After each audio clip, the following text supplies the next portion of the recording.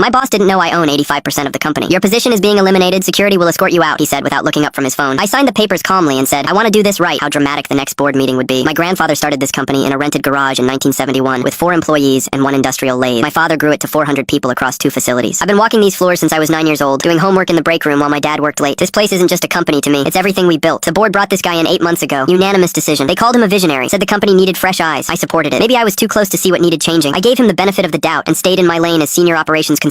First week, he moved my office from the executive floor down to the 8th, said the space was needed for key personnel. I let it go. Second week, he cut our training budget by 40%. I bit my tongue. Month 3, he started laying off people who had been here longer than he'd been alive. Veterans who knew every client, every system, every quirk of this operation. A woman in accounting who'd been here 22 years trained her own replacement without complaint, then cleaned out her desk. I watched all of it and said nothing. I wanted to see who he really was before I did anything about it. He fired me on a Tuesday at 2:47 p.m., called me into conference room B, the small one, reserved for disciplinary meetings. HR was already seated. He didn't look up from his phone. Your position is being eliminated as part of our restructuring initiative. Security will escort you out. Slid a folder across the table. 12-week severance. Standard procedure. I signed the papers. Shook hands with HR. Walked out with the security guard I'd known for 11 years trailing behind me, both of us pretending this was normal. I sat in my car and called our family attorney. Told him what happened. He asked if I was ready. I said yes. Invoke Clause 47B. Clause 47B has been in our company charter since 1987. My grandfather added it after a near-hostile takeover scare. Buried it deep enough that most people didn't know it existed. It allows the majority shareholder to call an immediate board meeting and assume direct control if management is causing material damage to the company and its employees. Nobody had ever used it until that Tuesday. The meeting was set for 3